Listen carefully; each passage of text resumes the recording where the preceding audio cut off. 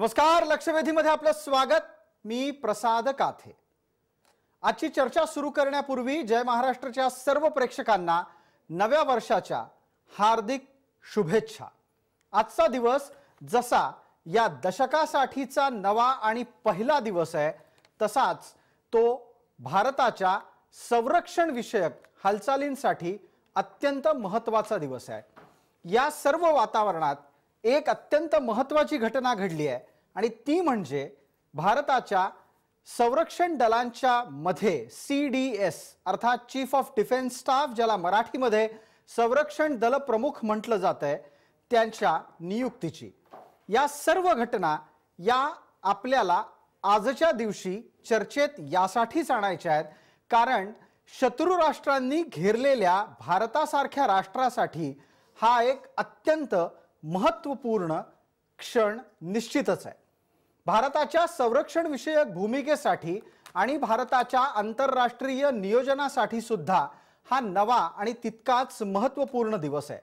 इतिहासात याची नोंद भारताच्या संरक्षण विषयक घटनाक्रमामध्ये सर्वात वर असेल, कारण आज भारताच्या संरक्षण दल प्रमुखाची अर्थातच चीफ ऑफ डिफेन्स स्टाफची नियुक्ती झालेली आहे। बिपिन रावत यांची नियुक्ती या पदावर करण्यात आली आहे। देशाच्या सीमा संरक्षित करण्याची जबाबदारी सांभाळणाऱ्या तीनही संरक्षण दलांच्या परस्पर समन्वयाच्या हेतूने हे पद निर्माण करण्यात आलेलं आहे। भारतासारख्या देशाला ज्या शत्रू राष्ट्रांनी घेरलंय त्यांना उत्तर देण्यासाठी संरक्षण रचनेत झालेला हा बदल अत्यंत लक्षवेधी, महत्त्वाचा आणि तितकाच तमाम भारतीयांसाठी अभिमानास्पद सुद्धा आहेच आणि म्हणूनच त्याच्या बारकाव्याबाबत चर्चा करणं सुद्धा तितकंच गरजेचं आहे। आज भारताच्या या अत्यंत महत्त्वपूर्ण घटनाच्या संदर्भातला लक्षवेधीमध्ये विषय निवडण्याचं कारणही तेच। संरक्षण दल प्रमुख या पदाच्या निर्मितीची गरज कारगिल युद्धापासून व्यक्त केली गेली होती, मात्र ती प्रत्यक्षात उतरायला 20 वर्षांचा कालावधी लोटला। देशाच्या संरक्षण विषयक धोरणाबाबत निवडून आलेले राजकारणी, प्रशासन हाकणारे सरकारी बाबू यांच्या भूमिका किती ताठर असतात याचं हे एक अत्यंत उत्तम उदाहरण म्हणावं लागेल। आत्ताही संरक्षण दल प्रमुख यांना हवे तसे अधिकार आहेत की ही केवळ तात्पुरती मलमपट्टी आहे। संरक्षण दल प्रमुख म्हटल्यावर संबंधित वरिष्ठ लष्करी अधिकारी हा तीनही सैन्य दलांच्या प्रमुखांचा वरिष्ठ असेल हे अभिप्रेत होतं। तसं आता घडतंय का? संरक्षण दल प्रमुखांच्या अस्तित्वात येण्यानं शस्त्रास्त्र खरेदीतील भ्रष्टाचार, राजकीय हस्तक्षेप मिटेल का? आंतरराष्ट्रीय पातळीवर भारतानं बदललेल्या संरक्षण विषयक प्रतिमेमुळे आपण काय साध्य करू शकणार आहोत? भारतामध्ये संरक्षण दल प्रमुख नेमला गेल्यानं पाकिस्तानच्या आजवरच्या रचनेपेक्षा आपण वेगळे कसे ठरणार? या आणि अशा अनेक विषयांसह आजची लक्षवेधी चर्चा, संरक्षण दल प्रमुख कशासाठी?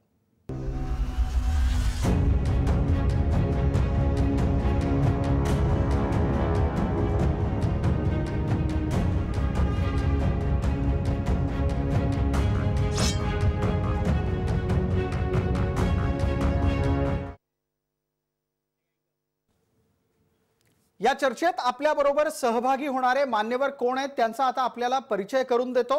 आपल्या सोबत आहेत निवृत्त lieutenant general Dattatray Shekatkar sir, तसंच आपल्या सोबत आहेत निवृत्त कर्नल अभय पटवर्धन सर, आपल्या सोबत सैनिक पत्नी या नात्यानं मीनल भोसले जोडल्या गेल्या आहेत फोनवरून, आणि आंतरराष्ट्रीय विषयांचे अभ्यासक शैलेंद्र देवळाणकर आपल्या सोबत आहेत। या सर्व मान्यवरांचं स्वागत। त्यांनाही जय महाराष्ट्रच्या प्रेक्षकांप्रमाणेच आपण नवीन वर्षाच्या हार्दिक शुभेच्छा देऊ आणि चर्चेला सुरुवात करू। शेकटकर सर, तुमचं एक स्वप्न खूप वर्षांनी का होईना पण पूर्ण झालं, त्यासाठी तुमचं मनपूर्वक कौतुक, तुमचं खूप खूप अभिनंदन। आणि ही जी संकल्पना आज अस्तित्वात आली खऱ्या अर्थानं, गेल्या 15 ऑगस्टला त्याची पंतप्रधानांनी लाल किल्ल्यावर घोषणा केली होती, मात्र ती आजपासून लागू झाली, याचा आनंद निश्चितच तुमच्या मनात सुद्धा असणार। तुम्ही तुमच्या भावना सर्वात आधी व्यक्त कराव्यात अशी विनंती करतो।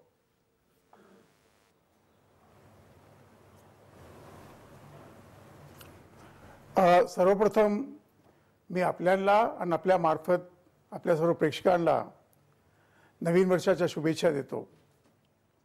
आपण आता म्हटलं की तुमचं एक स्वप्न पूर्ण झालं. माझी अशी मान्यता आहे की स्वप्न ते नसतात जे आपण झोपताना पाहतो. खरे स्वप्न ते असतात ते आपल्याला झोपू देत नाही जोपर्यंत आपण त्या स्वप्नांची पूर्ती साकार करत नाही. Dreams are those which do not allow you to sleep till you have made the attempt on that. आणि हे स्वप्न किंवा ही इच्छाशक्ती ज्याला आपण म्हणतोय राष्ट्राची, वैयक्तिक माझी नाही आहे परंतु आवश्यक आहे, पण ही भारताची सुरक्षेच्या दृष्टीने अत्यंत आवश्यक होती. अगदी आपण आत्ताच म्हटलं कारगिल युद्धानंतर पण ह्याची चर्चा झाली होती. अनेकदा चर्चा होतात, परंतु चर्चा केल्याने कोणते स्वप्न साकार होतात का? ते स्वप्न साकार करायकरता प्रयत्न करावे लागतात. प्रयत्नशील लोकांना आपल्याजवळ घ्यावं लागतं. त्यांचे धोरण आपल्याला एकत्र करावे लागतात. जगाची स्थिती काय चालली आहे ते आपल्याला पाहावं लागतं. राष्ट्रासमोर कोणत्या कोणत्या प्रकारचे धोरण येतील, धोके येणार आहे, राष्ट्राच्या सुरक्षेवर ते कोणत्या प्रकारचे आघात होणार आहे पुढच्या 20, 25, 30 वर्षावरती. आणि ह्या सगळ्या गोष्टींचा आढाखाडा घेऊन मग आपल्याला हा विचार करावा लागतो की राष्ट्राच्या सैन्याचं नेतृत्व हे कोणत्या प्रकारचं असलं पाहिजे. अगदी. आणि त्याच निमित्तानं मग एक कारगिलचा संदर्भ पटकन घेतो शेकटकर सर आणि पुढचा प्रश्न आपल्याला विचारतो. आपण स्वतः कारगिल युद्ध जवळून पाहिलं, त्यात तुम्हाला स्वतःला सहभागी होत नेतृत्व करत भारताला विजयश्री देण्याचा एक बहुमान पण प्राप्त आहे. मला आता एक सांगा की त्यावेळेला हे पद नसल्यामुळे आपल्याला काय नुकसान भोगावं लागलं?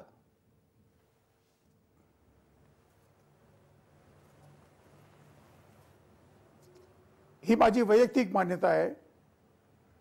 जर ह्या प्रकारची संरक्षण व्यवस्था कारगिल युद्धाच्या अगोदरपासून असती, पहिली गोष्ट आहे की हे बहुतेक कारगिल युद्ध झालंच नसतं, फक्त एका व्यक्तीच्या कारण नाही. आणि जरी जर त्यांनी युद्ध थोपलं आपल्यावरती, कारण त्याचे काही कारण आहे, त्या कारणात जायची आवश्यकता नाही आहे.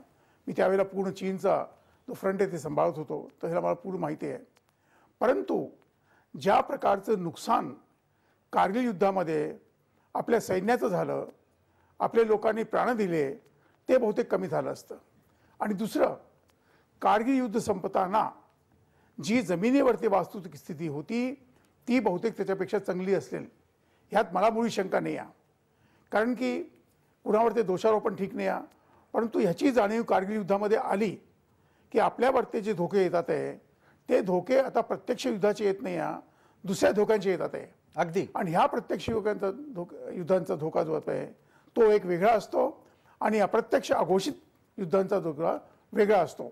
निश्चित. त्याकरता फक्त कोणताही राष्ट्रदल किंवा कोणताही सैन्य दल हे म्हणू शकत नाही हे माझं काम नाही आहे, मला शासनाकडून आदेश मिळाले पाहिजे, मला अमक्याने हुकूम दिला पाहिजे, मला तमक्याने हुकूम दिला पाहिजे, हे सगळं चालत नाही. जेव्हा आपल्यावरती शेकटकर साहेब, मला आता पुढचा प्रश्न घेऊन कर्नल सरांकडे जायचं आहे. कर्नल पटवर्धन सरांना माझा पुढचा प्रश्न असा आहे की पटवर्धन सर, शेकटकर सर आपल्या बरोबर या चर्चेत आहेत. या पदाच्या निर्मितीच्यासाठी त्यांची भूमिका पण वादातीत आहे. मला आत्ताच्या घटनेच्या अनुषंगाने तुम्हाला एक प्रश्न विचारायचा आहे. या देशामध्ये कुठलाही निर्णय घेतला की सध्या एक नवीन टूम सुरू झालेली आहे, ती म्हणजे अशी की देशासमोर बेरोजगारी, महागाई, अमुक ढमुक टमुक असे प्रश्न असताना हे असले निर्णय घेण्याची गरज काय, अशा स्वरूपाचे प्रश्न उपस्थित करणाऱ्यांना आता उत्तर द्यायला हवं आणि ते उत्तर तुमच्यासारख्या सक्षम लोकांनी द्यायला हवं अशी मी विनंती करतो. त्या निमित्तानं एका बाजूला देशाच्या बेरोजगारीपासून त्याचबरोबर महागाईपासून प्रश्न सोडवणारी यंत्रणा असते, दुसऱ्या बाजूला देशाच्या सीमांचं रक्षण करणाऱ्या यंत्रणेलाही कार्यरत ठेवण्यासाठीचे निर्णय गरजेचे असतात. हे तुमच्याकडून अपेक्षित उत्तर आहे. कर्नल सर, आता आपण बोलणार आहात. अभय पटवर्धन.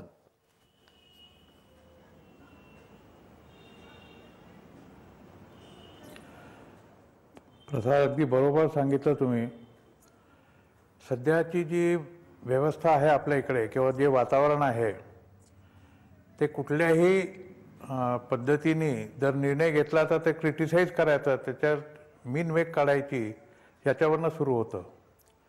आणि संरक्षण दल हे सगळ्यांच्या करता इट्स ए फ्लॅगिंग ऑफ द काऊ. केव्हाही त्याला उठा आणि त्याला तुम्ही चाबूक मारू शकता, अशापैकी अवस्था जी आहे ती संरक्षण दलांची झालेली आहे. शेकटकर सरांनी जसं सांगितलं की कारगिल युद्धामध्ये ही एक फार गरज भासली होती, पण माझं असं मत आहे की इवन 65च्या युद्धात आणि त्याच्या आधी 71 त्याच्यानंतर 71च्या युद्धात सुद्धा हा जो समन्वयाचा अभाव होता हा आम्हाला पाहायला मिळाला. सर तर त्यावेळेला वरिष्ठ अधिकारी होते, मी त्यावेळेला सेकंड लेफ्टनंट होतो. जेव्हा 71ची वॉर झाली, 65ची वॉर आम्ही आमच्या सैनिकांकडनं, आमच्या युनिटवाल्यांकडनं ऐकली होती, पण सगळीकडे हेच झालं होतं. आम्ही जेव्हा इथोगिल कॅनालच्या तिथे आमच्या रेजिमेंटबरोबर गेलो होतो, त्यावेळेला सुद्धा आम्हाला जो क्लोज एअर सपोर्ट मिळायला पाहिजे होता तो मिळाला नाही वेळेवर, किंवा आम्हाला रिइन्फोर्समेंट मिळाली नाही. बरोबर. कारण तिन्ही दलांमध्ये समन्वयाचा अभाव होता. नेव्ही तर आमच्याबरोबर नव्हती तेव्हा तिथे, पण आर्मी आणि एअरफोर्स होती. तर त्याच्याकरता जे एक पद पाहिजे होतं ते आता अनेक लोकांनी त्याची रिकमेंडेशन केली आणि आता झालेलं आहे. खरंय. आता जे झालं आहे त्याचं आम्ही सुद्धा स्वागत करतोय आणि लोकांनी करायला पाहिजे. पण जसे ज्या लोकांना याच्या गांभीर्याबद्दलची काहीही माहिती नाही आहे, त्या लोकांकडनं याचे क्रिटिसिझम होतं. बरोबर. देशामध्ये बेरोजगारी वाढलेली आहे, ती बेरोजगारी कमी होईल, पण बेरोजगारीचा आणि देशाच्या संरक्षणाचा काही अर्थार्थी संबंध नाही आहे. उलट मी तर असं म्हणेन की जे बेरोजगार लोक आहेत त्यांनी सैन्यामध्ये यावं, आम्ही त्यांचं वेलकम करू. पण ते लोक यायला तयार नसतात, त्या सगळ्यांना व्हाईट कॉलर जॉब पाहिजे असतो. त्याच्यामुळे बेरोजगारी आणि संरक्षण दल याचा काही अर्थार्थी संबंध नाही आहे. त्यामुळे आमचे जे डिसिजन्स आहेत किंवा आमचे जे निर्णय आहेत आमच्याबद्दल, ते सरकारने निपक्षपातीपणे आणि देशहित लक्षात ठेवूनच घेतले पाहिजे आणि ते आता घेण्यात आलेले आहेत. याच्याबद्दल मला अतिशय आनंद झालेला आहे. पटवर्धन सर, आता आपण सैनिक पत्नी या नात्यानं आपल्यासोबत मिनल भोसले आहेत, त्यांना विचारणार आहोत. मिनलजी, आपण सैनिक परिवारांशी संपर्क ठेवण्याचं एक काम करता, त्यानिमित्तानं सैनिकांच्या विविध समस्यांविषयी पण जागरूक असता. आज ज्या वेळेला प्रत्यक्षात भारताचा संरक्षण दलप्रमुख नेमला याचा अर्थ तो कार्यरत होत असताना तुम्हाला दिसला, त्यावेळेला तुम्हाला काय वाटलं? खूप स्वागतार्ह निर्णय आहे हा, खूप चांगला निर्णय आहे. आणि स्वतंत्र भारतातला संरक्षणासाठी आता तिन्ही दलांचा प्रमुख म्हणून जो नेमलेला आहे ते खरं खूप पूर्वीच होणं अपेक्षित होतं. हे आता उशिरा झालंय पण खूप चांगलं झालेलं आहे. 1999च्या कारगिल रिव्ह्यू कमिटीमध्ये हे सजेस्ट करण्यात आलं होतं की सिंगल पॉइंट मिलिटरी ऍडवायझर असावा. कारण तिन्ही दलांचं जे म्हणणं आहे ते पुढे मांडण्यासाठी त्यांच्या दलातील एक प्रमुख व्यक्ती असणं गरजेचं आहे. त्याच्यामुळे काय होईल तर जे काही लॉजिस्टिक ट्रेनिंग आहे ते सगळं काही स्ट्रीमलाईन होईल. डुप्लिकेशन जे आहे कुठल्याही गोष्टीचं ते प्रिव्हेंट व्हायला मदत होईल. आणि तुम्ही जर बघितलं US, फ्रान्स, UK, चायना या सगळ्या देशांमध्ये CDS ऑलरेडी आहे. त्यांचा डिफेन्सचा एक कंबाईंड डिफेन्स सर्व्हिसेस म्हणून एक पदाधिकारी आहे. मग अशा वेळेस भारताने जो निर्णय उशिरा का असेना पण जो योग्य निर्णय घेतला आहे तो सगळ्यांनी त्याचं स्वागतच केलं पाहिजे. अगदी सगळ्यांनी त्याचं स्वागत केलं पाहिजे.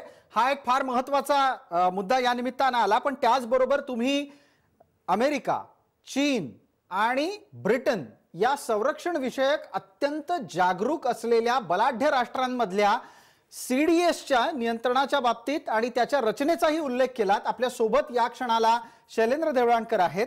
शैलेंद्रजी, परराष्ट्रांमध्ये ज्यांचा उल्लेख आता झाला त्या राष्ट्रांमध्ये CDS असल्यानं तिथे काय लाभ होतो?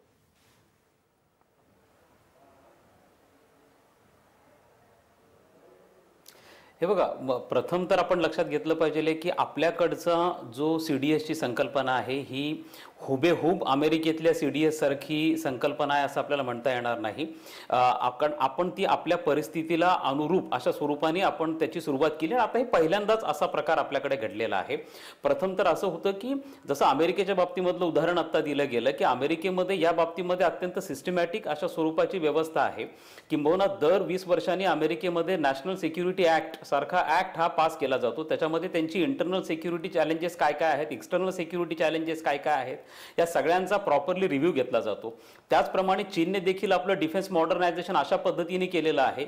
विशेष करून 2010 नंतर चीनने आपल्या डिफेन्स मॉडर्नायझेशनमध्ये अनेक महत्त्वपूर्ण बदल घडवून आणले. 2015 मध्ये त्यांच्याकडे स्ट्रॅटेजिक सपोर्ट फोर्स नावाची संकल्पना आली, ज्याच्यामध्ये फ्युचर वॉरफेअर काय आहेत, म्हणजे हे CDS ची संकल्पना काय पाहिजे आहे, तर आपल्याला हे प्रोजेक्शन आहे. हा सिंगल पॉइंट मिलिटरी ॲडवायझर आहे, हा डिफेन्स मिनिस्टरचा मिलिटरी ॲडवायझर आहे आणि जगामध्ये कोणत्या कोणत्या घडामोडी चाललेल्या आहेत डिफेन्स क्षेत्रामधल्या याचा सगळ्यांचा अभ्यास करणं, याचा सगळ्यांचा ॲनालिसिस करणं आणि त्याच्या अनुसरून आपल्याला त्या पद्धतीची स्ट्रॅटेजिक पॉलिसी डिसाईड करणं आणि त्या पद्धतीने सरकारला म्हणजे डिफेन्स मिनिस्टरला ॲडवाइज करणं, हे CDSचं चीफ ऑफ डिफेन्स स्टाफचं सगळ्यात महत्त्वाचं काम आहे. त्यामुळे जर आपण उदाहरण घ्यायचं झालं तर आपल्या जवळचं उदाहरण घेणार आहोत, ते बेसिकली चायनाचं. आता इव्हन युद्धाच्या बाबतीमध्ये इतके प्रचंड महत्त्वपूर्ण बदल हे संकल्पनेच्या पातळीवरती घडून आलेले आहेत. आता आपण इन्फॉर्मेशन वॉरफेअरमध्ये आहोत, पुढे जाऊन इंटेलिजन्स वॉरफेअरकडे जाणार आहेत आणि बिपिन रावत साहेब जसं म्हणतात की इन्फॉर्मेशन वॉरफेअरवरनं इंटेलिजन्स वॉरफेअरवरनं आपण आता क्वांटम वॉरफेअरकडे सुद्धा जाणार आहोत. हे अत्यंत महत्त्वाचे आहेत. भविष्यातले युद्ध सुद्धा हे ज्याला आपण इनव्हिजिबल सोल्जर्स असं म्हणतो, कॉन्टॅक्टलेस वॉर्स असं आपण म्हणतो, की ज्यामध्ये सैनिक सुद्धा नसतील, अशा पद्धतीचे सॉफ्टवेअर ड्रिव्हन टेक्नॉलॉजीज डेव्हलप झालेल्या आहेत की त्या शत्रू राष्ट्रामध्ये संपूर्ण कम्युनिकेशन सिस्टम हे डिसलॉक करू शकतात. त्यामुळे आपल्याला अशा स्वरूपाच्या टेक्नॉलॉजी जेव्हा चीनने 2015 नंतर स्ट्रॅटेजिक फोर्स सपोर्टच्या अंतर्गत डेव्हलप केलेल्या आहेत, ह्या सगळ्या टेक्नॉलॉजीज नेमक्या काय आहे त्याचं अंडरस्टँडिंग आपल्याकडे होणं अत्यंत गरजेचं आहे. त्यामुळे याच्यामध्ये जो प्रकार आहे बेसिकली इंटिग्रेशन हा याच्यातला इनपुट आहे आणि याच्यातला जो आउटपुट आहे हा आउटपुट की जॉईंट एक बॅटल ग्रुप, हा मोठाच्या मोठा की जॉईंट बॅटल फ्रंट तयार करणं, हा याच्यातला CDS मधला एक आउटपुट आहे. आणि या अँगलनी ज्या वेळेला आपण CDS कडे बघतो त्यावेळेला याला दुहेरी भूमिका, जसं आता आपण महत्त्वाचा मुद्दा मांडला की याचा आणि मग तुमच्या बाकी जे देशांतर्गत प्रश्नाचा संबंध काय, तर याचा एक अर्थाने अप्रत्यक्षपणे संबंध असा आहे की त्याच्यामध्ये लक्षात घ्या की आज आपली इकॉनॉमी 11 नंबरवरनं 7व्या नंबरवरती आलेली आहे आणि आता आपण 3ऱ्या क्रमांकावरती जाण्यासाठी प्रयत्न करतो आहोत. 5 ट्रिलियनचा टप्पा आपल्याला गाठायचा आहे. मला सांगा की हे सगळं कशावर डिपेंड आहे, तुमच्याकडे येणाऱ्या फॉरेन डायरेक्ट इन्व्हेस्टमेंटवरती. ही फॉरेन डायरेक्ट इन्व्हेस्टमेंट तुमच्या देशांतर्गत शांततेवरती निर्भर आहे. आज पाकिस्तानमध्ये FDI काय येत नाहीये, अफगाणिस्तानमध्ये FDI काय येत नाहीये, तो तुमच्याकडे, तुम्ही आज 2016-17 मध्ये हायेस्ट डेस्टिनेशन होता FDIचं, तुमच्याकडे येतो का? तुमची अंतर्गत सुरक्षा महत्वाची आहे, तुमची बाह्य सुरक्षा महत्वाची आहे, त्याच्यावरती कोणताही इन्व्हेस्टमेंट आपले डिसाईड करणारे आमच्या इन्व्हेस्टमेंट विषयी. त्यामुळे आता बिपिन रावत साहेब हे सब कन्व्हेन्शनल वॉरफेअर मधले मास्टर आहेत, काउंटर टेररिझम मधले मास्टर आहेत. त्यांनी नॉर्थ ईस्टची फ्रंट जबरदस्त सांभाळली आहे, काश्मीरची फ्रंट जबरदस्त सांभाळली आहे, 40 वर्षाचा अनुभव आहे. त्यामुळे आता आपल्याला जसे त्यांच्या संकल्पना आहेत की पाकिस्तान बरोबर आपल्याला हायब्रिड वॉरफेअरने जावं लागेल, एक सब कन्व्हेन्शनल लेवलला करावं लागेल, कन्व्हेन्शनल लेवलला करावं लागेल, न्यूक्लिअर लेवलला करावं लागेल, ह्या ज्या अत्याधुनिक संकल्पना आहेत त्याचबरोबर त्यांनी क्वांटम वॉरफेअरची संकल्पना पुढे आणलेली आहे. अत्यंत छोटीशी जाहिरातीची विश्रांती घ्यायची आपल्याला, त्यानिमित्तानंच मला थांबवावं लागतंय. आपण सर्व मान्यवर असेच आमच्या सोबत राहा. आम्ही एक पटकन छोटी जाहिरातीची विश्रांती घेऊन लवकरच परत येतोय.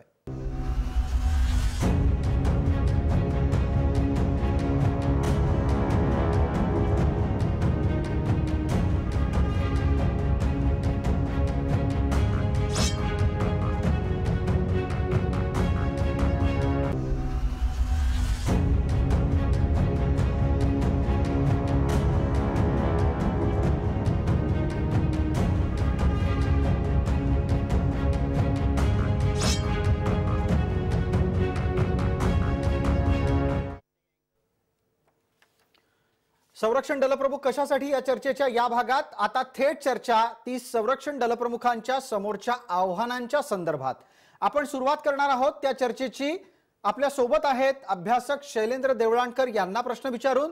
देवळाणकर, आत्ताच्या घडीला जे आंतरराष्ट्रीय वातावरण आहे ते नजरेसमोर ठेवून थेट 1, 2, 3, 4 अशा पद्धतीने तुम्ही बिपिन रावत यांच्या समोरची आव्हानं मांडू शकाल का?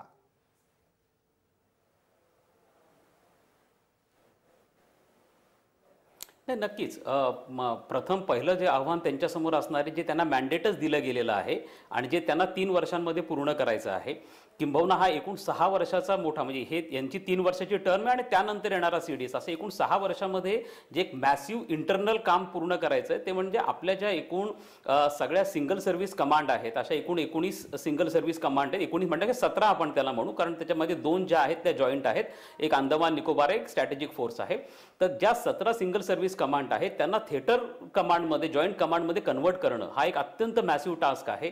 कारण याला सैन्य दलातल्या तिन्ही शाखांमध्ये याच्यामध्ये कन्सेन्सस नाही आहे, याच्यामध्ये थोड्याफार प्रमाणात विरोध आहे.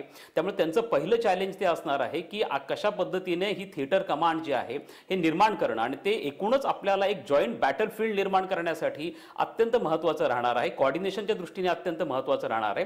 त्यामुळे अशा स्वरूपाचं इंटिग्रेशनमुळे आपल्याला अनेक दृष्टीने फायदे होणार आहेत. एक तर आपल्या शस्त्रास्त्राचं परचेसिंग, ज्याला प्रोक्युरमेंट आपण असं म्हणतो, ट्रेनिंगचा आस्पेक्ट आहे, आणि दुसरा म्हणजे स्टाफिंगचा आस्पेक्ट आहे. या तिन्ही आस्पेक्टनी गोष्ट महत्त्वपूर्ण राहील. त्यामुळे पहिला त्यांच्यासमोरचं चॅलेंज असेल. दुसरं चॅलेंज अत्यंत महत्त्वाचं आहे, ते म्हणजे अद्यापही, जसं मी यापूर्वी पण उल्लेख केला, की आपल्याकडे कम्प्रेहेन्सिव्ह नॅशनल सिक्युरिटी पॉलिसी, ज्याला आपण म्हणतो सर्वसमावेशक राष्ट्रीय सुरक्षा धोरण, हे अद्यापही बनलेलं नाहीये. भारताचं सर्वसमावेशक एखादं धोरण, ज्याला डॉक्ट्रिन आपण म्हणतो, असाही प्रकार नाहीये. जसं मी अमेरिकेचं उदाहरण दिलं की सातत्याने 20 वर्षानंतर अंतर्गत सुरक्षा आणि बाह्य सुरक्षेचं पूर्णपणे इव्हॅल्युएशन केलं जातं, असेसमेंट केली जाते, आणि त्यानुसार दर प्रत्येक 20 वर्षानंतर एक नवीन नॅशनल सिक्युरिटी ऍक्ट तयार केला जातो. अशा स्वरूपाच्या भारताच्या अंतर्गत आणि बाह्य जे संपूर्ण चॅलेंजेस आहेत यांना गृहीत धरून अशा प्रकारचं धोरण राष्ट्रीय पातळीवरती बनण्याचं कार्य जे आहे ते ऑलरेडी प्रोसेस सुरू झाली आहे. मतलब शेकटकर सर वगैरे हे सगळे त्या टीमचा भागच आहेत, आणि त्यामुळे आता ही प्रोसेस लवकरात लवकर पूर्ण होणं, त्यामुळे जे काम असणार आहे ते म्हणजे अशा स्वरूपाचं कम्प्रेहेन्सिव्ह नॅशनल सिक्युरिटी पॉलिसी बनवणं, हा दुसरं चॅलेंज असणार आहे. तिसरं जे अत्यंत महत्त्वाचं आहे, जे तुमच्या आमच्या दैनंदिन जीवनाशी निगडीत आहे, ते म्हणजे दहशतवादाचं चॅलेंज. आणि तो जो प्रकार आहे तो अत्यंत महत्त्वाचा आहे. किंबहुना मला असं वाटतं की रावत साहेबांची जी निवड आहे, म्हणजे आर्मीच्या हेडची जी निवड या संदर्भामध्ये केली गेलेली आहे, ती याच दृष्टिकोनातून केली गेली असावी. कारण आता सध्या ज्या आपल्या लँड बॉर्डर्स आहेत ती पाकिस्तान बरोबरची असेल, मग LOC असेल किंवा इंटरनॅशनल असेल, आणि चीन बरोबरची असेल, या बऱ्यापैकी तणावग्रस्त आहेत. म्हणजे शी जिनपिंग यांनी सांगितले की आम्ही 1 इंचही चीनची जमीन सोडणार नाहीये, आणि आता POKचा वापर पूर्णपणे पाकिस्तान टेरर कॅम्प म्हणून करतो आहे. सातत्याने LOCचं व्हायलेशन होतंय, शस्त्रसंधीचं उल्लंघन होतंय, निष्पाप लोक मारले जात आहेत. त्यामुळे तुमच्या लँड बॉर्डर्स ज्या आहेत ते कमालीच्या टेन्स आहेत. त्यामुळे अशा पद्धतीने डील करणारा आर्मीचा व्यक्ती अत्यंत संयुक्तिक असा राहू शकतो. शेकटकर सर, आपल्याकडे येतो. आता या आव्हानांमधला एक महत्त्वाचा मुद्दा डोळ्यासमोर आला, तो होता भारतीय संरक्षण दलांच्यासाठी विकत घेतल्या जाणाऱ्या विविध शस्त्रसाठ्यांच्या संदर्भातला. आपल्या भारताला दुर्दैवाने का होईना पण शस्त्रास्त्र खरेदीमध्ये घोटाळ्यांच्या आरोपांची एक परंपरा लाभलेली आहे. ती अत्यंत वाईट असली तरी पण ती आहे, आणि ती परंपरा टाळण्यासाठी CDS कडून काही अपेक्षित करता येईल का? कारण CDSनी यात बघावं, लक्ष घालावं अशी अपेक्षा होती. मात्र आत्ता या घडीला त्यांच्या ज्या रचना नेमलेल्या आहेत त्यात त्यांना शस्त्रास्त्र खरेदीत थेट हस्तक्षेप नाही करता येणार आहे.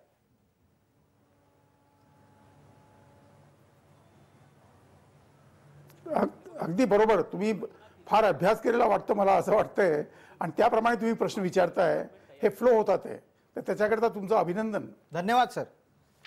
जे एक्सपर्ट कमिटीचा अहवाल आहे, ज्याला काही लोक शेकटकर कमिटी पण म्हणतात, त्या कमिटीचा सर्वात पहिली रिकमेंडेशन जी आहे ती India needs a CDS number 1. दुसरा होता त्याच्यामध्ये की भारताचा सरसेना अध्यक्ष किंवा संरक्षण सुरक्षा अध्यक्ष जो आहे हा 1 जानेवारी 1918 पर्यंत नेम झाला पाहिजे. त्याला उशीर लागला, 1 वर्षाचा, हरकत नाही. तिसरा जो आहे त्याच्यामध्ये मुद्दा होता की अंतर्गत आणि बाह्य सुरक्षा ह्या दोघांचा एकत्र अभ्यास करून निर्णयात्मक पद्धतीने काम करायला त्याची आवश्यकता आहे. आणि चौथा जो मुद्दा आत्ता आपण घेतला की आपली जी शस्त्र एकत्र करायची पद्धत आहे, imports of weapon, imports of technology, imports of equipment, ह्या सगळ्यांमध्ये समन्वय होण्याची आवश्यकता आहे. विमानं एअरफोर्सला लागतात, नौसैनिक जहाज नेव्हीला लागतात, पण आज हेलिकॉप्टर सगळ्यांकडे असले पाहिजे. आज जे एंटी डिफेन्स जे आहे, याला म्हणतो आपण एअर डिफेन्स, हे सगळ्यांना लागतात आहे. लहान शस्त्र सगळ्यांना लागतात आहे, पण प्रत्येक सैन्य दल जो आहे हा आपल्या आपल्या प्रकारून ते लोक घेतात ते काम. आणि ह्याच्याकरता भारतामध्ये आणि बाह्य रूपाने समर्थित एक लॉबी आहे, इम्पोर्ट लॉबी. आणि वेपन एक्सपोर्ट लॉबी हे मुद्दामून हे एकत्मता आणू येत नाही. आता हे काम जे आहे हे प्रामुख्याने सर्वप्रथम त्यांना हे करावं लागेल की अनेक असे आपण इतका पैसा खर्च करतोय. Why should air force buy separately the same item which is to be use by the army or by the air navy? Why can't be buy together? जेव्हा तुम्ही कोणती उपकरण एकत्र घेता तुमची जी नेगोशिएटिंग पॉवर आहे ती वाढते. त्यांना मेंटेन करायला त्याची देखरेख करायला तुम्हाला लागणारे उपकरण ते कमी होतात. तर ह्या सगळ्या गोष्टींचा विचार एकदा आपण करून आणि आपण त्यात खर्चात कमतरता केली तर त्याचा उपयोग जो आहे आपण सैन्याच्या मॉडर्नायझेशन करता आधुनिकतेकरता करू शकू. अगदी. ह्या पण त्या कमिटीचा अहवाल आहे, ह्याच्यामध्ये दिलेलं आहे सगळं. अनेक गोष्टी गोपनीय आहे म्हणून मी मुद्दामून म्हणू शकत नाही. अगदी अगदी कारण की निश्चितच म्हणजे तुम्ही तो विषय मांडणार नाही जो गोपनीय आहे त्याची मला पूर्ण कल्पना आहे. पण आता याच चर्चेला थोडंसं पुढे अभय पटवर्धनांकडे नेतो. त्यानंतर मग एक आणखी नवा मुद्दा घेऊन आपण शैलेंद्र देवळणकरांकडे जाणार आहोत. मला अभय पटवर्धन आपल्याला एक महत्वपूर्ण प्रश्न विचारायचा आहे की भारताच्या सीडीएसचा गणवेश काय असावा यावर सुद्धा भरपूर अभ्यास झालाय. आपण थोड्या वेळापूर्वी ग्राफिक्सच्या माध्यमातून ते दाखवलं होतं. आता मी प्रश्न आपण आपल्याला विचारेन, आपण उत्तर द्याल तेव्हा ते परत येईलच समोर. या सीडीएसच्या गणवेशाच्या संदर्भात काय लक्षणीय बदल झालेले आहेत आणि त्याच्यातून काय संकेत संरक्षण दलामध्ये जात आहेत? हा व्यक्ती जो संरक्षण दल प्रमुख या पदावर आहे तो फर्स्ट अमंग इक्वल्स आहे का की तो त्यांचा प्रमुख आहे, म्हणजे तो त्यांचा रिपोर्टिंग बॉस आहे का, हे कसं ओळखावं?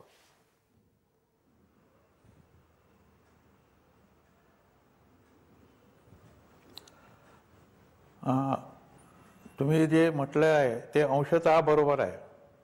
अंशतः याच्याकरता की सध्याचा जो सीडीएसचा कन्सेप्ट आहे तो फर्स्ट अमंग द इक्वल आहे. कारण सीडीएसची जी ओरिजिनल आयडिया होती जी सुब्रमण्यम कमिटीने मांडली होती आणि नंतर शिकटकर कमिटीने त्याला दुजोरा दिला होता की सीडीएस हा 5 स्टार जनरल असला पाहिजे, म्हणजे तो सगळ्यांच्या वर असेल आणि तो डायरेक्ट प्राईम मिनिस्टर किंवा डिफेन्स मिनिस्टरची गोष्टी करू शकेल. पण सध्या ते तसं झालेलं नाही आहे. सीडीएसला त्यांनी डिफेन्स मिनिस्ट्रीमध्ये 5वं डिपार्टमेंट दिलेलं आहे, डिपार्टमेंट ऑफ मिलिटरी अफेअर्स. आणि त्यांच्या ज्या फायली आहेत त्या सगळ्या डिफेन्स सेक्रेटरीच्या थ्रूच जाणार आहेत. त्याच्यामुळे डायरेक्ट 1-to-1 कॉन्टॅक्ट जो आहे सीडीएसचा तो डिफेन्स मिनिस्टरशी होणं मला तरी सध्या शक्य वाटत नाही आहे. बरं. किंवा फार कमी प्रमाणात होईल. त्यामुळे ते 1 पॉइंट ॲडवायझर असतील असं सध्या तरी मला वाटत नाही आहे प्राईम मिनिस्टरचे. शैलेंद्र देवळणकरांकडे जाऊ आपण. देवळणकर सर, मला आता एक गोष्ट स्पष्ट करा जी सर्वसामान्य भारतीयांना सुद्धा माहीत असली पाहिजे की या देशाच्या संरक्षणाची कागदोपत्री जबाबदारी कोणावर असते आणि त्या बाबूगिरीच्यामुळे काही गोष्टी सीडीएस प्रकरणात सुद्धा अडल्या का?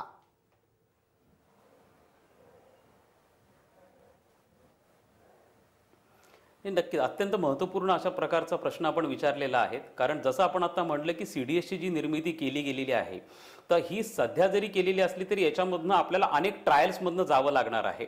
आत्ता ही अत्यंत प्रिलिमिनरी अशा प्रकारची अवस्था आपण असं त्याला म्हणू शकतो. याचं कारण असं आहे की जर आपण असं म्हणू की त्यांना जसं आपण म्हणलं फर्स्ट अमंग इक्वल, तर त्याच्यामध्ये जे 5वं डिपार्टमेंट ऑफ मिलिटरी अफेअर्स तयार केलं आणि त्यानंतर हा 2 गोष्टींचा प्रमुख असणार आहे.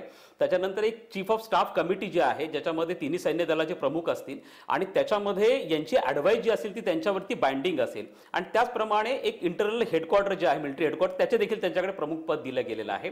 परंतु जी यांना परचेस करण्याच्या संदर्भामधली पॉलिसी जी आहेत ह्या ठरवण्याचा अधिकार सीडीएसला नक्कीच आहे. परंतु जी ॲक्विजिशन कमिटी आहे डिपार्टमेंट ऑफ डिफेन्स मधली, या ॲक्विजिशन कमिटीमध्ये सीडीएस एक वन ऑफ द मेंबर्स असतील, परंतु तो पूर्णपणे अधिकार सीडीएस कडे ठेवण्यात आलेला नाही. हा पहिला मुद्दा. दुसरा मुद्दा असा आहे की जसं 1962च्या एका ऍक्टनुसार आपल्याकडे अद्यापही जो आपला डिफेन्स सेक्रेटरी आहे हा डिफेन्स सेक्रेटरी भारताच्या संरक्षणाला जबाबदार हा मानला गेलेला आहे.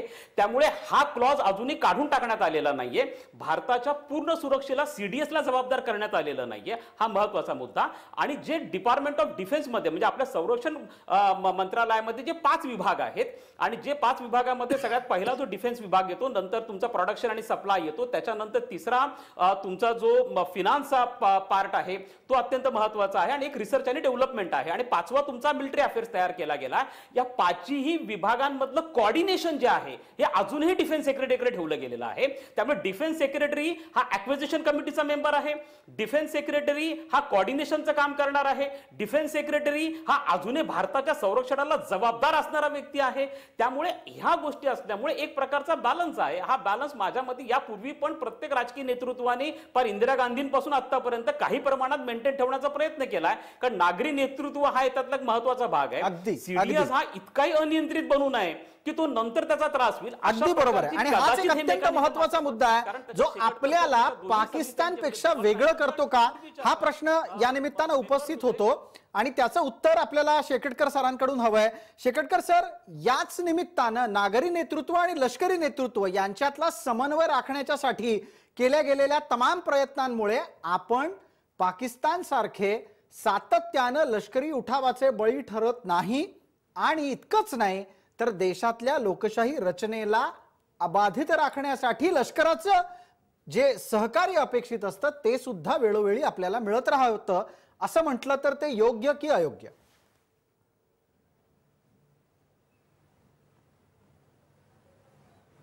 नाही, ते तर योग्य ठरणारच आहे, कारण की भारत हा पाकिस्तान सारखा देश नाही आहे. तिथे पाकिस्तानमध्ये सैन्य हे निर्धारित करतं की तिकडचा पंतप्रधान कोण होणार आहे, राष्ट्रपती कोण होईल, संरक्षण मंत्री कोण होईल, हे लोक निर्धारित करत नाही. पण ती वास्तविकता आपल्याकडे आहे का? असं नाहीच आहे. So there is a sea difference. It is the army which owns Pakistan.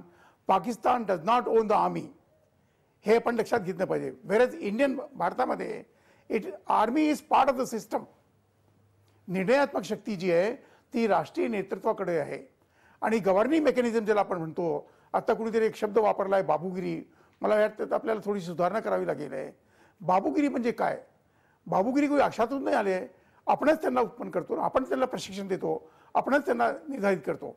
पण त्यांची जी कार्यपद्धती आहे त्याच्यामध्ये सुधारणा करायची आवश्यकता आहे. आता अगदी म्हटलं एका मान्यवरांनी की डिफेन्स सेक्रेटरीला तो अधिकार, बरोबर आहे, असणं पाहिजे ते, कारण की ते आपल्या कॉन्स्टिट्यूशनमध्ये आहे तसं. अगदी. आपल्या सोबत मिनल भोसले आहेत. बराच वेळ झालाय मिनल भोसले, मी आपल्याला प्रश्न नाही विचारला, पण इतर मान्यवरांशी चर्चा करत असताना आपला काही तांत्रिक कारणांमुळे संपर्कामध्ये खंडित झाला होता, म्हणूनही बोलता नाही आलं. आता एक प्रश्न मी आपल्याला विचारतो. आपण सैनिक पत्नी या नात्यानं जेव्हा जेव्हा सैनिकांच्या परिवारांशी संवाद करता त्याचा संदर्भ घेऊन सांगा की सीडीएसच्या कडे जर ते या देशाचे आत्ताच्या घडीपासूनचे अत्यंत महत्त्वपूर्ण आणि एकमेव संरक्षण सल्लागार असतील तर त्यांनी सैनिकांच्या कुटुंबियांसाठी सुद्धा काही सल्ला द्यावा अशी अपेक्षा करणं आपण बाळगू शकतो, तशी अपेक्षा ठेवू शकतो. आणि मग काय सल्ला असू शकतो त्यांच्याकडून अपेक्षित, काय हवंय सैनिकांच्या कुटुंबियांना? प्रसादजी, सैनिकांच्या कुटुंबियांना काय हवंय, हा तो सैनिक जेव्हा 40 वर्ष ती नोकरी करतो, किंवा जे सैन्य दलातील प्रमुख आता नेमले जातात ते त्यांची 40-50 वर्ष जेव्हा ते नोकरीत घालवतात तेव्हाच त्यांना ते समजू शकतं. सगळ्यात महत्वाचा मुद्दा म्हणजे ब्युरोक्रेसीच्या हातातनं तर हे सोडवणूक केलीच पाहिजे डिफेन्सची, कारण ज्यांना काहीच माहिती नाही ते संरक्षण खातं चालवणार कसं. आज बाहेरच्या देशांना असं वाटत नाही की देशातली आंतरिक सुरक्षा राहावी, किंवा आपण एकत्र लढाई करावी, किंवा आपण एकत्र ट्रेनिंग करावं आणि मग इन्फ्रास्ट्रक्चरचा वापर करावा, किंवा ज्याच्याने पैसा वेळ वाचेल, भविष्यासाठी आपल्याला जे आधुनिक लढाई लढण्यासाठी जे आवश्यक आहे ते व्हावं, असं एक बाहेरच्या देशातल्या लोकांना वाटत नाही. तो सगळा अभ्यास करणारे जसे शेकटकर सर बसलेले आहेत आपल्याकडे, पटवर्धन सर आहेत, तर ही अभ्यासू मंडळी जोपर्यंत ज्यांनी त्या गोष्टीत काम केलेलं आहे ती व्यक्ती जर बोलणार नसतील किंवा आपली मतं देणार नसतील तर सैनिकांच्या कुटुंबापेक्षाही देशाच्या संरक्षणाचा प्रश्न सुद्धा खूप मोठा उभा राहतो. आणि हे काँग्रेस किंवा भाजप अशी लढाई जरी नसली तरी जेव्हा कारगिल वॉर झालं तेव्हा त्या कारगिल वॉरच्या कमिटीचा रिपोर्ट का बरं त्यांनी घेतला नाही, तो निर्णय का त्यांनी, ही लोक जेव्हा एखादा अभ्यासपूर्वक एखादी गोष्ट मांडतात तेव्हा त्याचं का ते नोटिफिकेशन घेतलं जात नाही, किंवा तसं व्हावं असा प्रयत्न का होत नाही. 370 हटावं ही सुद्धा काळाची गरज होती, हे कधीच व्हायला पाहिजे होतं. आज सैन्य आपलं मजबूत होतं म्हणून त्या कुठली त्या लढण त्या आपण चर्चेकडे जाऊ, त्या चर्चेकडे कधीतरी वेगळ्या निमित्तानं आपण जाऊ. पण तुम्ही एक मान्य आहे, मांडलेला मान्य आहे. मुद्दा पण मी फक्त त्यातला धागा घेतो आणि शेकटकर सरांना पुढचा प्रश्न विचारतो. त्यानंतर पटवर्धन सरांना पण यावर बोलायचं आहे. शेकटकर सर, आता एका गोष्टी बाबतीत बोलायला हवं, ते म्हणजे असं की संरक्षण दलांचा सचिव हा संरक्षण दलातलाच निवृत्त झालेला माणूस का असू नये? जर आपण राज्यांच्या रचनेमध्ये थोडंसं डोकवायचं पाहिलं तर इथे सार्वजनिक बांधकाम विभागांचा प्रमुख हा काल परवापर्यंत इंजिनियर होता, तो IAS नसायचा. आता अशी रचना आपण संरक्षण दलात अपेक्षिली तर संरक्षण दल अत्याधुनिक होणं, ती अधिकाधिक समन्वयानं काम करणं सहज शक्य होईल का?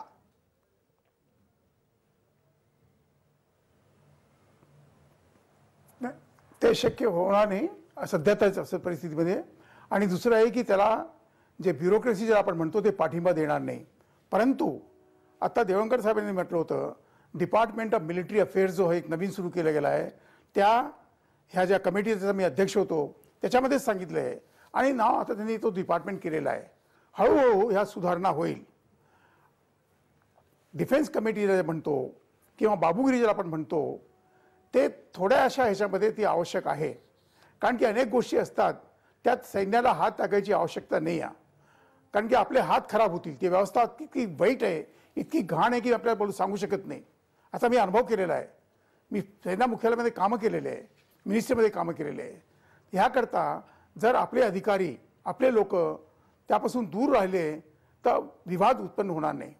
परंतु जेव्हा जे CDS आहे हे स्वयं त्या मिलिटरी अफेअर्स डिपार्टमेंटचे प्रमुख होतील आहे, ह्याचा चांगला परिणाम नक्कीच पडणार आहे. आणि अनेक मुद्दे जे उत्पन्न होतात आहे हे हळूहळू मला 5 वर्षांमध्ये हे सगळं संपेल. त्याचप्रमाणे मी अजून पण एक निवेदन केलेलं आहे गव्हर्नमेंटला. बहुतेक ते मान्य करतील नाही करतील ते त्यांचा विषय आहे की ह्यानंतर 3 वर्षानंतर दुसरा CDS जो असला आहे तो पण जर सैन्य दलाचाच असला तर ते उत्तम होईल. कारण की त्याला एक कंटिन्युटी मिळेल, त्याला एक धोरणात्मक निर्णय मिळेल. आता देवंकर साहेब म्हणाले सिक्युरिटी डॉक्ट्रीन आपल्याला असली पाहिजे, न्यूक्लिअर डॉक्ट्रीन असली पाहिजे, स्पेस डॉक्ट्रीन पाहिजे. ह्या सगळ्या डॉक्ट्रीन तयार करायला अनुभवशील व्यक्ती लागतात. आणि बहुतेक लोक जे आहे हे जे ब्युरोक्रेसीमधले लोक आहे अगदी हे निवृत्त लोकांचा या वापर सगळ्या करत नाही. गोष्टी त्यांना आपण एक भीती वाटते 2020 की मध्ये त्यांचं करायला महत्त्व घेतलेल्या कमी आहेत. पटवर्धन सर, आता मला कृपया एका गोष्टीचं थेट आणि स्पष्ट आणि मोजक्या शब्दात उत्तर द्या. देशाला स्वातंत्र्य 1947 ला मिळालं. 2020 मध्ये आपण जर समजा सिक्युरिटी डॉक्ट्रीन, न्यूक्लिअर डॉक्ट्रीनच्या संदर्भातली चर्चा करत असू आणि त्याची अपेक्षा बाळगत असू तर गेल्या 70 वर्षात काय झालं असा प्रश्न विचारला तर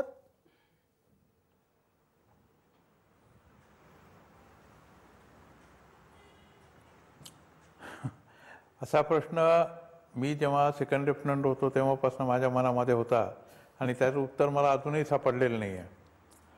इस्रायलसारखा देश जो आपल्याबरोबरच स्वतंत्र झाला, चीनसारखा देश जो आपल्याबरोबरच स्वतंत्र झाला किंवा 1-2 वर्षाचा फरक समोर मागे होता, त्या लोकांनी नॅशनल सिक्युरिटी डॉक्ट्रीन तयार केलेलं आहे. आपण करू शकलो नाही.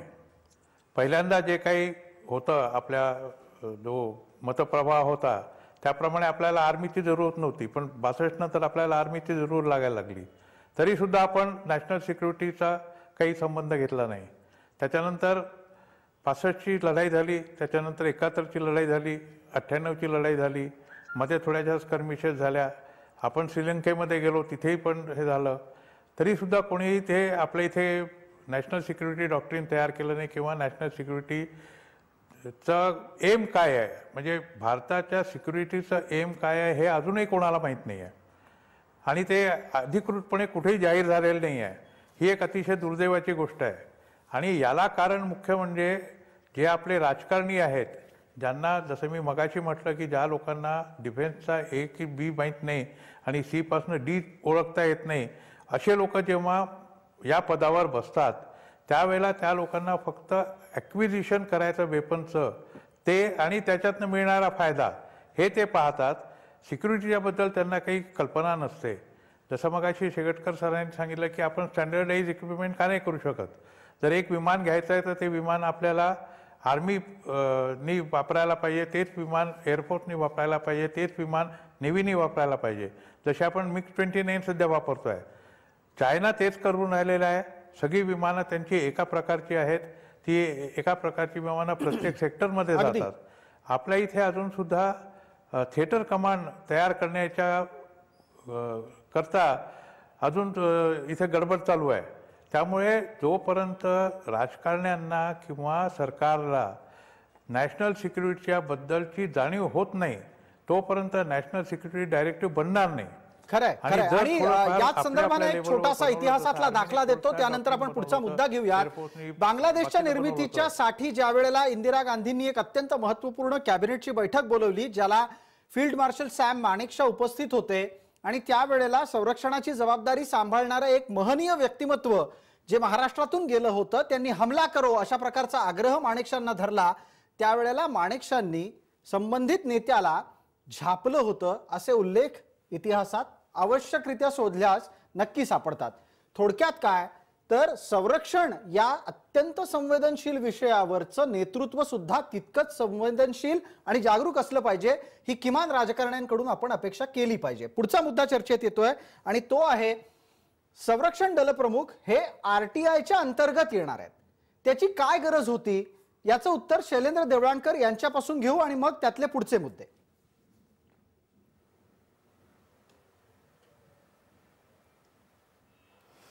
याचं प्रमुख कारण असं याच्या मागचं आहे की जसं मी म्हटलं की आपल्या एकूणच डिस्कशनमध्ये जो सूर आत्ता निघालेला होता की सुरुवातीपासून आपल्याकडे सिव्हिलियन कंट्रोलच्या अंडर ही आर्मी आहे. म्हणजे आपलं जे पूर्ण सैन्य दल आहे सिव्हिलियन कंट्रोलमध्ये आहे. त्यामुळे या सगळ्या बाबतींमध्ये जेवढी ट्रान्सपरन्सी आपण सिव्हिलियन नेतृत्वामध्ये करतो तशाच पद्धतीचे ट्रान्सपरन्सी ही आता आपण लष्कराकडनं सुद्धा अपेक्षित आपल्याला केली पाहिजे आहे. अशा स्वरूपाच्या ट्रान्सपरन्सीच्या मुद्द्यातनं आणि जो पद्धतीचा एक जसं मी म्हटलं की चेक्स आणि बॅलन्सेस, हा चेक्स आणि बॅलन्सेस ठेवणं हे अत्यंत गरजेचं आहे. आणि जसं आपला यापूर्वी पण उल्लेख झालेला होता, कारण अशा स्वरूपाच्या एक प्रकारची शक्यता पॉसिबिलिटी म्हणतो मी त्याला होऊ शकते की हे एखादे अनियंत्रित होणं किंवा सिव्हिलियन नेतृत्वापेक्षा मोठं बनणं असा प्रकार होऊ नये. इंटरनल चेक्स अँड बॅलन्सेस हे प्रॉपरली मेंटेन केले जावं, ट्रान्सपरन्सी प्रॉपरली मेंटेन केली जावी. आणि विशेष म्हणजे शस्त्रास्त्र खरेदीच्या संदर्भामध्ये आजकाल अनेक ॲलिगेशन्स काउंटर ॲलिगेशन्स होत आहेत. त्यामुळे कदाचित आपल्याकडे कोणतंही शस्त्रास्त्र खरेदीचं डील हे इतकं प्रचंड वादाचं केंद्र बनतं. त्यामुळे अनेकदा मोठमोठे डील हे केलेच जात नाहीत की राजकारणी सुद्धा विचार करतात की नको हे केलं तर आमच्या मागे पुन्हा एखादे इन्क्वायरी लागायचे, सगळे प्रॉब्लेम्स यायचे. त्यामुळे याच्यावर होणारे ॲलिगेशन्स काउंटर ॲलिगेशन्स या सगळ्यांमध्ये एक प्रकारची पारदर्शकता यावी या दृष्टिकोनातून ही कन्सेप्ट केली गेलेली आहे. हा एक थोडक्यात महत्वपूर्ण मुद्दा आहे की चीफ ऑफ डिफेन्स स्टाफ अर्थात संरक्षण दल प्रमुख हे माहिती अधिकाराच्या कक्षेत येणार आहेत. शेकटकर सर, चर्चेचा शेवट आपल्याशी चर्चा करून आपल्याला प्रश्न विचारून मी करतोय, आत्ताच्या रचनेमुळे भारतातल्या लष्करी उठावांची संभाव्य शक्यता सुद्धा पूर्णपणे संपलेली आहे का?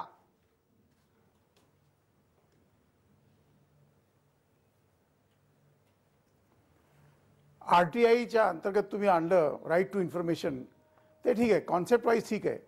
पण उद्या जर तुम्ही प्रश्न विचारला RTIच्या अंतर्गत आणि त्याचं उत्तर जर तुम्हाला अपेक्षित आहे की समजा आपलं उद्या युद्ध पाकिस्तान बरोबर झालं तर भारतीय सैन्याला काय करायचे आदेश तुम्ही द्याल? पाकिस्तानला ध्वस्त करणार का? पाकिस्तानचे 2 तुकडे करणार का? पाकिस्तानच्या न्यूक्लिअर बॉम्बचं तुम्ही काय करणार आहे का? ते म्हणतील आम्हाला RTIच्या अंतर्गत हे माहीत असलं पाहिजे. हे सांगणं योग्य ठरेल का? आमची कल्पना काय ह्याच्यावरती आहे ते ह्याला एक लक्ष. आपल्या दुर्दैवाने भारतामध्ये राजकीय पक्ष जे आहे, मग ते कोणतेही पक्ष असेल, त्यांनी आपल्यावरती लक्ष्मण रेखेमध्ये काम करायची पद्धत नाहीच आहे. ते सर्व एक बाहेरून कामं करतात. आपल्याकडे असे पण काही लोक आहे जे पाकिस्तानमध्ये जाऊन म्हणतात आहे तुम्ही आमची मदत करा, आम्ही ह्या शासनाला बाहेर काढू. जेव्हा अशी मानसिकता आहे तर आपण किती लोकांना किती चूक दिली पाहिजे. उद्या कुणीतरी RTIच्या मध्ये म्हणेल तुम्ही जे CDS नियुक्त केलेले आहे ह्याचे काय तुम्ही पाहिलं आहे, आम्हाला माहिती द्या.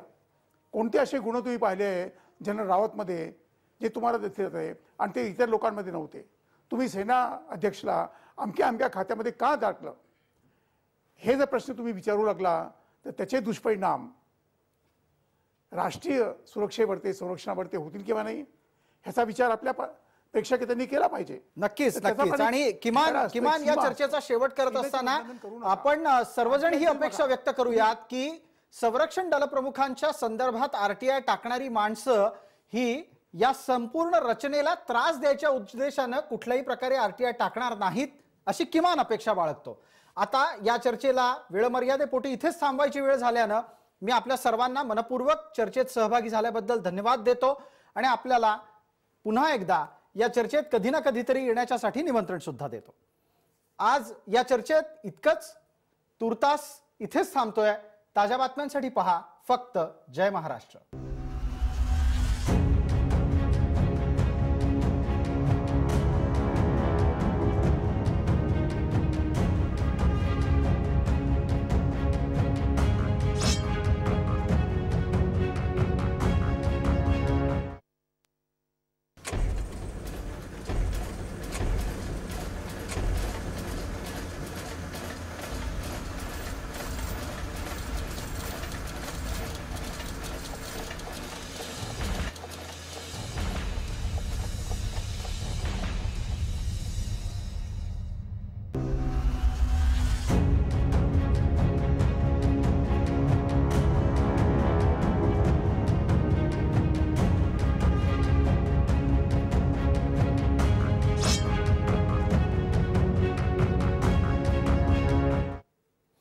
नमस्कार. संरक्षण दल प्रमुख कशासाठी या अत्यंत महत्त्वपूर्ण विषयावर चर्चा करण्यासाठी आपल्या सोबत विविध मान्यवर आहेत. त्यांचं पुन्हा एकदा स्वागत करू. आपल्या सोबत आहेत निवृत्त लेफ्टनंट जनरल दत्तात्रय शेकटकर, निवृत्त कर्नल अभय पटवर्धन, सैनिक पत्नी मीनल भोसले आणि अभ्यासक शैलेंद्र देवळाणकर. आता शेकटकर सरांकडे जाऊयात. त्यांना आता असा प्रश्न विचारूयात आपण की शेकटकर सर, या सीडीएसच्या माध्यमातून थोड्या वेळापूर्वी देवळाणकर म्हणत होते की भारतामधली अंतर्गत शांतता ही भारताच्या विकासासाठी अत्यंत मदतगार आहे. ती आत्ताच्या घडीला जाणीवपूर्वक डिस्टर्ब करायचं काम सुरू झालंय का आणि त्यामुळे देशाच्या सीमांवरचा तणाव पण वाढू शकतो का?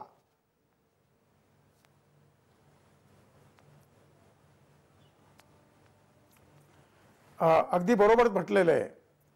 कारण की जेव्हा मोठे मोठे राष्ट्र, औद्योगिक राष्ट्र, अर्थसंपन्न राष्ट्र आपल्या पैशाची गुंतवणूक करता जगामध्ये कोणत्याही क्षेत्रामध्ये, हे 2-3 गोष्टी तिथे पाहतात की जे पण ते उद्योग सुरू करायला मागतात आहे त्याच्याकरता तिथे खनिज पदार्थ आहे का, नॅचरल रिसोर्सेस आहे का, आंतरिक कानून व्यवस्था बरोबर आहे का, त्यांची जी पण काही इन्व्हेस्टमेंट होईल ते सेफ राहणार का, त्यांचे जे उद्योग चालणार आहे ते सेफ राहतील का, जे काही ते प्रोडक्ट करतील आहे म्हणजे ते काही त्याचं ते कोणतेही सामान तयार करतात आहे त्याला समुद्री मार्गाने ते परदेशात विकू शकणार का, ह्या सगळ्या गोष्टींचा लेबर प्रॉब्लेम तो होणार नाही.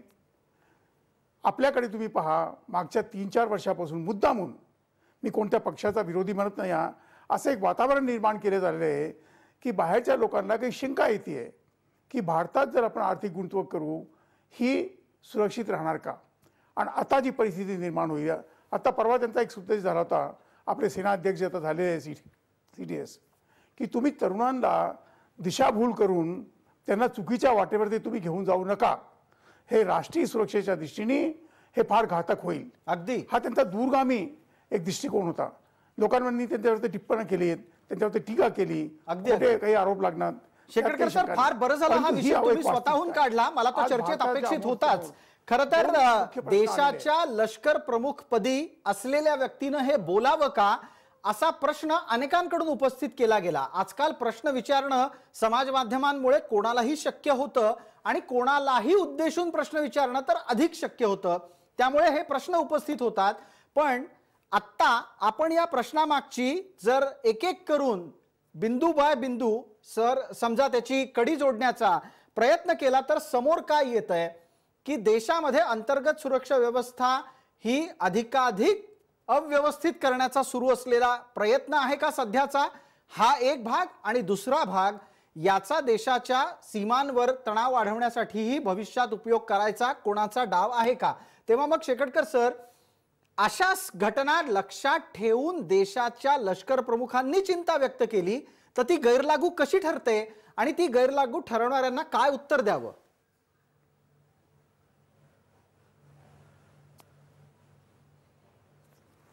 गैरलागू ठरवण्याला काय उत्तर द्यावं ह्याचा निर्णय राष्ट्र करेल आणि राष्ट्र सरकार केले.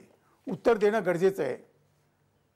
एक आपण लक्षात घ्या, एक युद्धाचा किंवा राष्ट्राचा एक सिद्धांत असतो की राजनीती आणि कूटनीतीमध्ये सत्य संभाषण करणं हे आत्महत्या करण्यासारखं असतं. आणि ह्याकरता अनेक विरोधी पक्ष किंवा कोणतेही पक्ष आहेत ते शासनावर ते खोटे आरोप लावतात आणि त्याच्यामधून लोकांचा दिशाभूल करतात आहे. परंतु हे करतात काय, 80% जे हे काम होतं आहे हे परराष्ट्राकडून आलेल्या पैशावरती, त्यांच्या मानसिकतेच्या आधारावरती आहे. आपल्या अवतीभोवती दोन मोठे, एक त्यात आपल्याला त्यांनी शत्रू राष्ट्राचं म्हणतंय, पाकिस्तान सातत्याने भारताला आपला शत्रू म्हणतोय. तो आपण त्याला म्हणत नाही पण ते म्हणतात आहे. जगात एक महाशत्रू आहे. दुसरा एक आहे आपला चीन, आपण त्याला शत्रू म्हणत नाही पण तो आपण प्रतिद्वंदी आहे.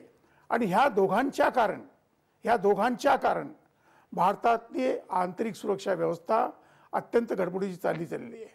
ह्यात मला मुळी शंका नाही.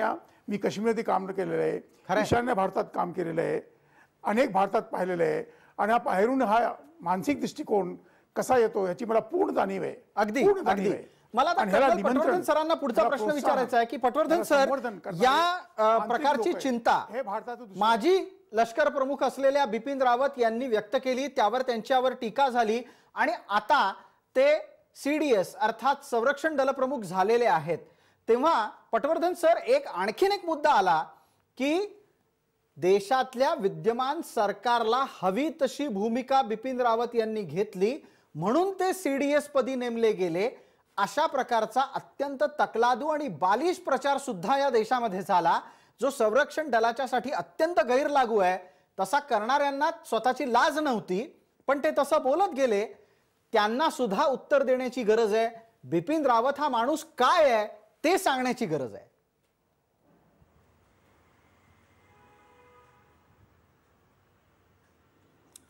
अगदी बरोबर आहे. आपल्या देशामध्ये जे अभिव्यक्ती स्वातंत्र्य आहे त्याचा अतिशय उत्तमरित्या गैरफायदा घेतला जातो आहे. उचलली जीभ आणि लावली टाळ्याला हा प्रकार सर्वत्र चालू आहे. ज्याला संरक्षण दलातलं ABCD सुद्धा माहीत नाही तो संरक्षण दलाबद्दल गोष्टी करतो. ज्याला लष्कर प्रमुख म्हणजे काय हे माहिती नाही तो लष्कर प्रमुखांनी म्हटलेल्या कुठल्याही वाक्याला तोडमरोड करून त्याला अत्यंत विविधपणे लोकांच्या समोर मांडतो. आणि त्याला सपोर्ट करणारे जे लोक आहेत, सीमापारचे, सीमेतल्या आतले, पाकिस्तानचे किंवा चीनचे किंवा अमेरिकेचे सुद्धा, असे जे लोक आहेत ते या गोष्टीचा फायदा उठवतात. आपल्या देशामध्ये अतिशय अशिक्षित लोक, अशिक्षित मी याच्याकरता म्हणतो की प्रत्येक जो डिग्री होल्डर असतो तो सुशिक्षित असतो असं नाही. देशाच्या संरक्षण विषयक गरजांना ज्यांना माहिती नाही आहे किंवा त्या गरजांना ज्यांच्याकडनं अपेक्षित रित्या हाताळल्या जात नाही आहे, अशा लोकांना ज्या वेळेला आपण जास्त महत्त्व देतो आणि त्यांना प्रसारमाध्यमं आपल्या याच्यावर मेन कार्यक्रमांमध्ये आणून त्याच्यावर चर्चा घडवतात, त्यावेळेला सगळीकडे हा संदेश जातो की जे लष्कर प्रमुखांनी म्हटलेलं आहे ते चुकीचं होतं. आणि काही लोकांनी, जसं आपण सांगितलं की काही लोकांनी हा अत्यंत वाह्यातसारखा आरोप लावला की त्यांनी हे वाक्य म्हटलं म्हणून त्यांना CDSचं पद मिळालं, अन्यथा दुसऱ्याला मिळायला पाहिजे होतं. पण लोक हे विसरतात की ही जी प्रोसेस आहे ती कशी झाली. याच्यावर जी कॅबिनेट कमिटी ऑफ सिक्युरिटीची एक बैठक जी झाली होती त्याच्यामध्ये अजित डोवालनी सांगितलं होतं, त्यांनी एक कमिटी नेमली होती, त्यांनी त्याच्या गाईडलाईन घालून दिलेल्या आहेत. त्या गाईडलाईन्सप्रमाणे चीफ ऑफ डिफेन्स स्टाफची नियुक्ती करण्यात आलेली आहे. त्याच्यामध्ये त्यांनी सांगितलं होतं की पहिल्या वर्षी पहिला चीफ ऑफ डिफेन्स स्टाफ जो आहे तो तिन्ही सर्व्हिसेसचा जरी त्यांनी नोकरी केली नसेल तरी तो आम्ही अपॉइंट करणार आहोत. पण याच्यानंतरचे जे चीफ ऑफ डिफेन्स स्टाफ असतील त्यांनी अंदमान निकोबार आयलंडच्या कमांड घेतली असली पाहिजे. तिथे एक तर बटालियन कमांडर, ब्रिगेड कमांडर किंवा फोर्स कमांडर अशी नोकरी केली पाहिजे. आता हे जेव्हा येईल त्यावेळेला होईल आहे. चीफ ऑफ डिफेन्स स्टाफ एकदम आकाशातनं पडत नाही, तो आपल्याला निर्माण करावा लागतो, आपल्याला तो शोधावा लागतो. सध्याच्या काळामध्ये जनरल बिपिन रावत सारखा माणूस मिळणं शक्य नव्हतं. अगदी. ते तिघही जण जे आहेत सध्याचे चीफ, म्हणजे आर्मी चीफ, एअर चीफ आणि नेव्हल चीफ, खरंय. हे एका एनडीएचे आहेत, 56 एनडीएचे कोर्समेट्स आहेत. त्यांचा समन्वय इतका चांगला आहे, त्या समन्वयाला प्रत्यक्षरित्या आणि अप्रत्यक्षरित्या एकत्र आणून त्याच्याकडनं एक काहीतरी टँजिबल रिझल्ट काढण्याचं जे कार्य आहे ते रावत सारखा सिनियर माणूसच करू शकतो. अगदी. आणि त्याच्याकरता पटवर्धन त्यांना साहेब, एक appoint करण्यात आणखीन आलेलं आहे. जाहिरातीची विश्रांती त्यामुळे गरजेची लोकांनी असल्यामुळे काही मी आपल्याला तरी थांबवतोय. याच्यामध्ये पण आपण मांडलेला मुद्दा खूपच महत्वाचा आहे की आता या देशाच्या तीनही दलांचे प्रमुख हे एनडीएतल्या एका बॅचचे असल्यामुळे आत्ताच्या घडीला त्यांचा समन्वय जितका चांगला आहे त्याच्यावर बिपिन रावत यांच्यासारख्या व्यक्तीची नियुक्ती होणं म्हणजे सोने पे सुहागा. एक छोटीशी जाहिरातीची विश्रांती, लवकरच परत येतोय.